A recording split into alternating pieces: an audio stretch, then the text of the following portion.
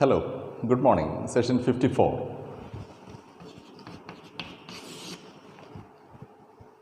And this is a continuation of the last session, and the topic today is the noun.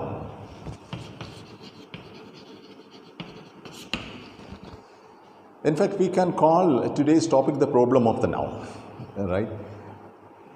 നാമം എന്നുള്ളതിലുപരി എന്താണ് നാമം, ഈ നാമത്തിൻ്റെ പ്രസക്തി എന്താണ്, നെയിം പേര് എന്നുള്ളതിൻ്റെ പ്രസക്തി എന്താണ് എന്നുള്ളതാണ് നാം അന്വേഷിക്കുന്നത്.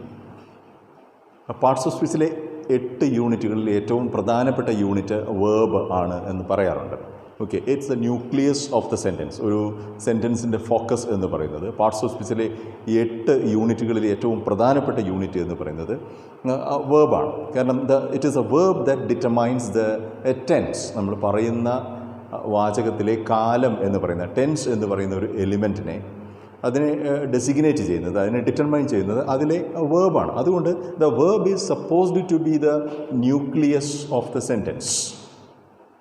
എങ്കിലും if there is no noun in a sentence, the verb is absurd, the verb is irrelevant. So the verb is there because a noun is there. Okay, അപ്പോൾ നെയ്മിങ് ദ നൗൺ, നാമകരണം എന്ന് പറയുന്നത്, പേര് എന്ന് പറയുന്നത് ഏറ്റവും പ്രധാനമാണ്. Because every sentence that we are constructing is basically an explanation of the noun that we have used there. ഒരു വാചകം എന്ന് പറയുന്നത്, അത് ഏത് ഭാഷയിലാണെങ്കിൽ ശരി, വാചകം എന്ന് പറയുന്നത് നാം എന്തോ ഒരു കാര്യത്തെക്കുറിച്ച് പറയാൻ ശ്രമിക്കുകയാണ്. ആ പറയാൻ ശ്രമിക്കുന്ന കാര്യത്തെ ലിമിറ്റ് ചെയ്യണം, അതിനെ ഡിഫൈൻ ചെയ്യണം, അതിനെ നിർവചിക്കണം, അതിനെ പേരിടണം എന്നുള്ളത് നിർണായകമാണ്. അപ്പോൾ ഏറ്റവും നിർണായകമായ പറയുന്ന കാര്യത്തെ ഡിഫൈൻ ചെയ്യുന്ന, നിർവചിക്കുന്ന ഈ ഒരു ഘടകത്തിൻ്റെ പേരാണ് നൗൺ എന്നുള്ളത്. അതുകൊണ്ട് നൗൺ എന്നുള്ളത് ഒരു വാചകത്തിലെ പ്രാഥമികമായ, എലിമെൻ്ററി ആയ, ബേസിക് ആയിട്ടുള്ള ഒരു യൂണിറ്റാണ്. അപ്പോൾ പാർട്സ് ഓഫ് സ്പീച്ചിലെ ആ 8 ഐറ്റങ്ങളിൽ കേവലം ഒരു ഐറ്റം എന്നുള്ളതല്ല അതിൻ്റെ പ്രാധാന്യം. നൗൺ ഗ്രൂപ്പ് എന്ന് പറയുന്നതാണ് ഒരു വാചകത്തെ സംബന്ധിച്ച് ഏറ്റവും പ്രധാനപ്പെട്ട ഒരു എലിമെൻ്റ് തന്നെ. അതിലെ നൗൺ ഗ്രൂപ്പും അതിൽ ഉൾപ്പെടുന്ന നാമവുമായി ബന്ധപ്പെട്ട് വരുന്ന മറ്റ് ഘടകങ്ങളുമാണ്. That is the significance of the noun. ഇപ്പോൾ we think that we can look at the noun in some detail.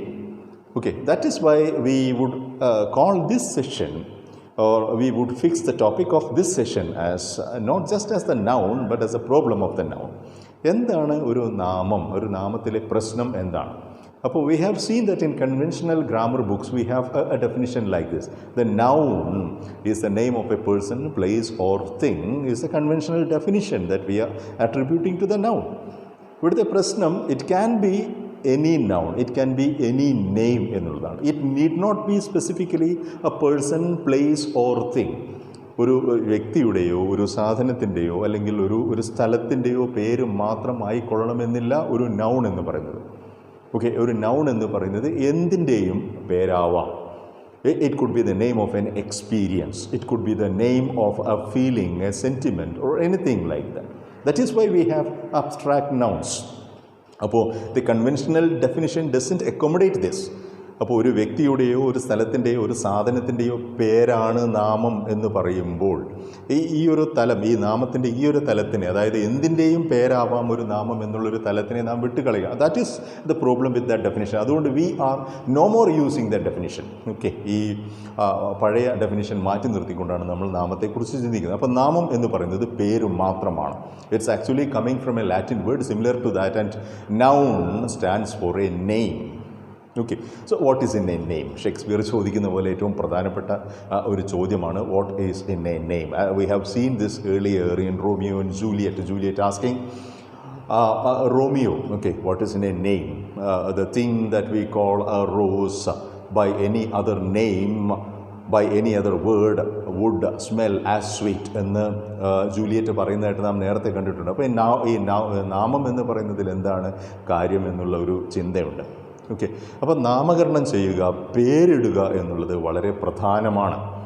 Okay, what is in a name എന്നുള്ള everything is in a name എന്നാണ് നാം നമ്മുടെ ജീവിതത്തിൽ നിന്നും അനുഭവത്തിൽ നിന്നും നാം മനസ്സിലാക്കുന്നത്. പേര് എന്നുള്ളത് വളരെ പ്രധാനമാണ്.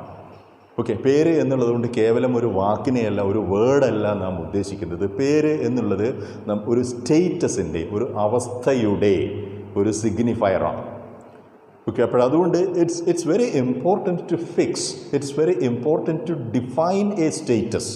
നമ്മൾ ഏതൊരു അനുഭവത്തെക്കുറിച്ചും ഏതൊരു കാര്യത്തെക്കുറിച്ചും പറയുമ്പോൾ ആ അനുഭവത്തെ കൃത്യമായി നിർവചിക്കേണ്ടുന്ന, കൃത്യമായി അടയാളപ്പെടുത്തേണ്ടുന്ന ഒരാവശ്യമുണ്ട്.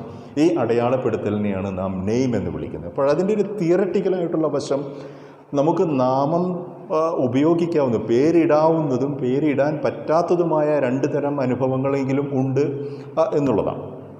ഓക്കെ, പേരിടാൻ പറ്റാത്ത അനുഭവങ്ങളെ തന്നെ രണ്ടായി നമുക്ക് തരംതിരിക്കാം. രണ്ട് തരത്തിലുള്ള അനുഭവങ്ങൾ R beyond the name.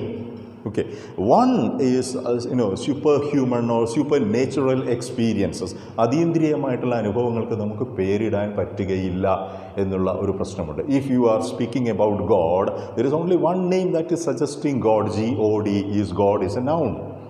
But there are many attributes for this noun. There are various shades for this noun for which we don't have many words. അപ്പം അത് സൂപ്പർ നേച്ചുറലായിട്ടുള്ള, അതീന്ദ്രിയമായിട്ടുള്ള ഒരു തലത്തിൽപ്പെട്ട അനുഭവങ്ങളെ നമുക്ക് പേരിട്ട് വിളിക്കുവാൻ കഴിയില്ല. അപ്പോൾ പേര് സാധ്യമാവാത്ത, ഒരു നൗൺ സാധ്യമാവാത്ത അനുഭവങ്ങൾ അവിടെയുണ്ട്.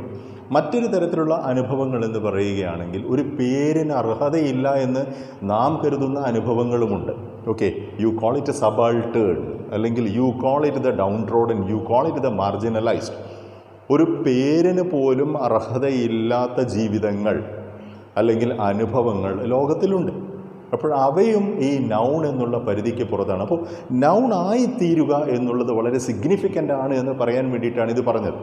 ഒരു പേരില്ല എന്നുള്ളത് പ്രധാനപ്പെട്ട ഒരു പ്രശ്നമാണ്. പേരില്ല എന്ന് പറയുമ്പോൾ, പേര് കൊണ്ട് സൂചിപ്പിക്കാൻ പറ്റുന്ന ഒരു അവസ്ഥ ഇല്ല എന്ന് പറയുമ്പോൾ ആ അവസ്ഥ, ആ അനുഭവം ഭാഷയുടെ പരിധിക്ക് പുറത്താണ് എന്നാണ് അർത്ഥം. ഏതൊരനുഭവമാണോ ഭാഷയുടെ പരിധിക്ക് പുറത്തായിട്ടുള്ളത്, ആ അനുഭവം വിനിമയം ചെയ്യാൻ പറ്റാത്ത അനുഭവമാണ്. ആ അനുഭവം സാമൂഹികമായ അനുഭവമല്ല. ആ അനുഭവം മാനുഷികമായ അനുഭവത്തിൻ്റെ പരിധിക്കകത്ത്, ലോകത്തിനകത്ത് വരുന്നതല്ല എന്നുള്ളതാണ്. അപ്പോൾ ഗ്രാമറിൽ നാം നൗൺ എന്ന് പറയുന്നതിൻ്റെ പ്രാധാന്യം എന്ന് പറയുന്നത് ഇത്തരത്തിലുള്ള എല്ലാ തലങ്ങളിലേക്കും, സാമൂഹികമായ, സാംസ്കാരികമായ, രാഷ്ട്രീയമായ ഒരു സ്റ്റേറ്റസിലേക്ക്, അന്തസ്സിലേക്ക് ഒരു അനുഭവത്തെ കൊണ്ടുവരുന്ന ഒരു പ്രക്രിയ കൂടിയാണ് നെയ്മിങ് എന്നുള്ളത്, പേരിടൽ എന്നുള്ളത്. അതുകൊണ്ട് any user of language is basically working with this idea, okay, how to name something, because he needs a name. A sentence, as we have seen, is an NP plus a VP. It's a noun phrase and a verb phrase, and the most kernel item here is a noun. So our first problem is, in writing a sentence, our first problem is fixing, finding, defining, limiting a particular noun. ഒരു നാമത്തെ തീരുമാനിക്കുക എന്നുള്ളത്, ഒരു നാമത്തെ decide ചെയ്യുക എന്നുള്ളതാണ് ഒരു sentence എഴുതുന്നതിലുള്ള നമ്മുടെ ഏറ്റവും പ്രധാനപ്പെട്ട പ്രശ്നം. And once we have decided upon fixing this particular noun, we have in fact overcome the most major problems in the sentence. ഒരു നാമത്തെ നമ്മൾ തീരുമാനിച്ചു കഴിഞ്ഞാൽ നമ്മുടെ സബ്ജക്റ്റ് എന്താണ് എന്നുള്ളത് നമ്മൾ തീരുമാനിച്ചു കഴിഞ്ഞിരിക്കുന്നു. വാചകത്തിലെ സബ്ജക്റ്റ് എന്താണെന്ന് നമ്മൾ തീരുമാനിച്ചു കഴിഞ്ഞിരിക്കുന്നു. ഒരു സബ്ജക്റ്റ് എന്താണ് എന്ന് തീരുമാനിച്ചു കഴിഞ്ഞാൽ തന്നെ ആ സബ്ജക്റ്റ് എന്തിനെ സൂചിപ്പിക്കുന്നു എന്നുള്ളതും ആ സബ്ജക്റ്റിന് എന്ത് സംഭവിക്കുന്നു എന്നുള്ളതും നാം ഡിസൈഡ് ചെയ്ത് കഴിഞ്ഞിരിക്കുന്നു. The rest is easy. അപ്പോൾ the first part in writing a sentence, the first part in speaking a sentence is defining, fixing, okay, locating a particular noun. നമുക്ക് പറയാനുള്ള അനുഭവത്തിൻ്റെ, നമുക്ക് പറയാനുള്ള കാര്യത്തിൻ്റെ പേര് കണ്ടുപിടിക്കലാണ് നമ്മുടെ ഒന്നാമത്തെ വ്യാകരണപരമായ വെല്ലുവിളി.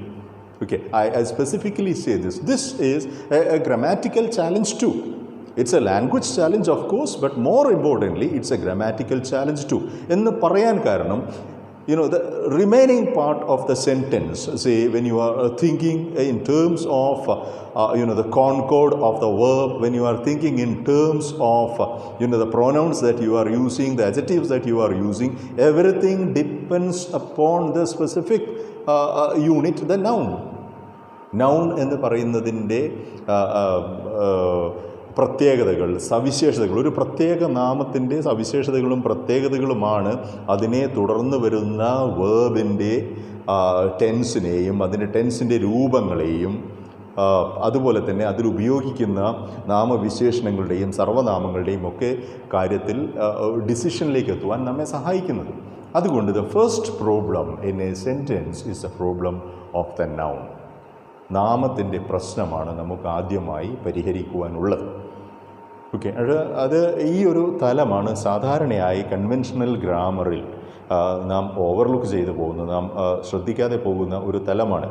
അതായത് നൗൺ എന്നുള്ളത് ഒരു ഫിക്സ്ഡ് യൂണിറ്റ് ആണെന്നും നൗൺ ഈസ് ഓൾറെഡി ദർ, അത് മുൻകൂട്ടി അവിടെ ഉണ്ട് എന്നും ധരിച്ചു വെക്കുന്നത് കൊണ്ട് നിലവിലുള്ള നാമങ്ങളെ യാന്ത്രികമായി ഉപയോഗിക്കൽ മാത്രമാണ് ഒരു വാചകത്തിൽ സംഭവിക്കുന്നത് എന്നാണ് നാം തീരുമാനിക്കുന്നത്, അല്ലെങ്കിൽ നാം കരുതുന്നത്. യഥാർത്ഥത്തിൽ അതല്ല. ഓക്കെ, ഒരു നാമത്തിൻ്റെ കാര്യത്തിൽ നാം ഒരു തീരുമാനത്തിലേക്ക് എത്തേണ്ടതുണ്ട്. എന്താണ് എപ്പോഴൊരു നാമം, how to fix or how to locate or how to identify or how to limit a particular noun is our first question. നാമത്തെക്കുറിച്ച് പഠിക്കുമ്പോൾ നാം ആദ്യം ചിന്തിക്കേണ്ടത് എങ്ങനെയാണ് നാം ഒരു നാമത്തിലേക്ക് എത്തിച്ചേരുന്നത്, ഒരു പേരിലേക്ക് നാം എത്തുന്നത് എങ്ങനെയാണ് എന്നാണ്. ഓക്കെ, അത് അപ്പോൾ ഒരു അനുഭവത്തെയാണ് നാം ഒരു പേരിട്ട് വിളിക്കുന്നത്. ഒരു അനുഭവത്തെ, ഒരു എക്സ്പീരിയൻസിനെയാണ് നാം ഒരു പേരിട്ട് വിളിക്കുന്നത്. ആ എക്സ്പീരിയൻസിനെ നാം എങ്ങനെ അനുഭവിച്ചു എന്നുള്ളതാണ് പ്രധാനം.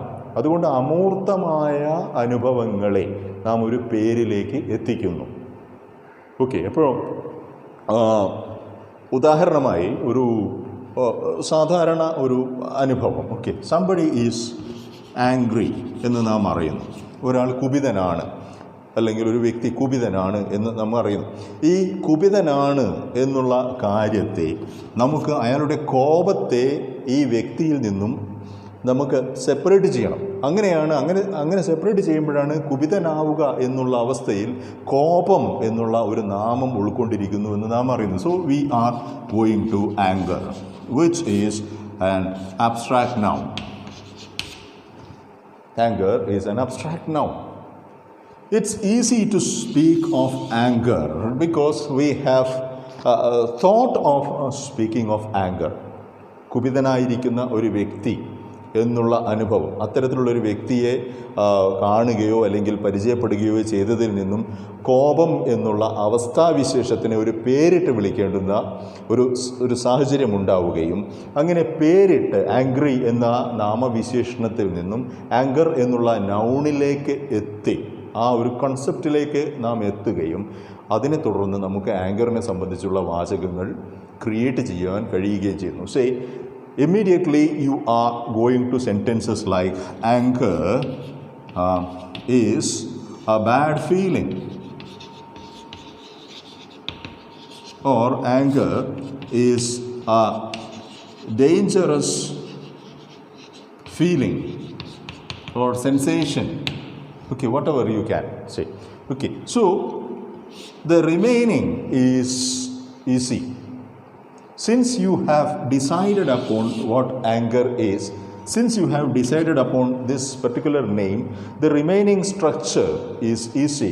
Anger is taken as one unit, as a singular unit, and you say that it needs to be followed by a singular verb. Anger is, and you are deciding to speak of anger in the present tense, and you are deciding to use is. Anger is. Okay, and the remaining thing is it's a bad feeling. You say that it is a bad feeling and you are fixing it like this. It is a bad feeling. So bad feeling is referring back to anger. അതുകൊണ്ട് anchor ഒരു വികാരമാണെന്നും അതൊരു ചീത്ത വികാരമാണെന്നും അത് ഒരു വികാരമാണെന്നും അതിനെ നമുക്ക് വർത്തമാനകാലത്തിലോ ഭൂതകാലത്തിലോ അല്ലെങ്കിൽ ഫ്യൂച്ചറിൽ വേണമെങ്കിൽ ഭാവി കാലത്തിലോ നമുക്കതിനെക്കുറിച്ച് സംസാരിക്കാം എന്നുമുള്ള ഒരു സാധ്യതയിലേക്ക് നാം എത്തുന്നത് ആങ്കർ എന്നുള്ള ഒരു നൗണിനെ നാം ഫിക്സ് ചെയ്യുമ്പോൾ മാത്രമാണ്.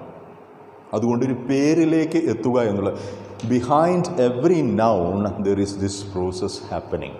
Probably we are not doing it every time because so many words are there, so many nouns are there, and we can be completely choosy about what nouns that we are using. But definitely there is a kind of categorizing happening. There is a kind of discretion that is working when we are using a noun. Okay, ഒരു പ്രത്യേക പേര്, say for example ഒരു വളരെ കാലം വരെ നമുക്ക് ഒരു പ്രയാസവുമില്ലാതെ ഉപയോഗിക്കാവുന്ന ഒരു നാമമായിരുന്നു നീഗ്രോ എന്നുള്ളത്. Okay, and we are no more using this particular word. Negro is a noun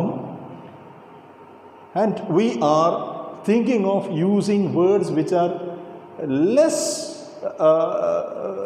sensitive like this, less offensive like this. Negro എന്ന വാക്ക് ഒരു നൗണാണെങ്കിലും അത് കൃത്യമായ ഒരു സൂചകം, ഒരു ആന്ത്രോപോളജിക്കൽ സൂചന അതിനകത്തുണ്ടെങ്കിൽ പോലും നീഗ്രോ എന്ന വാക്ക് അതൊരു നൗൺ ആയിരിക്കുമ്പോൾ തന്നെ അത് ഒഫെൻസീവാണ് എന്ന് നാം മനസ്സിലാക്കുന്നു. It is offensive. ആർക്കോ, അതാരെക്കുറിച്ചാണോ ഉപയോഗിച്ചിരിക്കുന്നത് ആ വ്യക്തിക്ക് അത് വേദനാജനകമാണ് എന്ന് മനസ്സിലാക്കിയതുകൊണ്ട് വി ആർ ഫൈൻഡിങ് അത് words for this. Okay, the coloured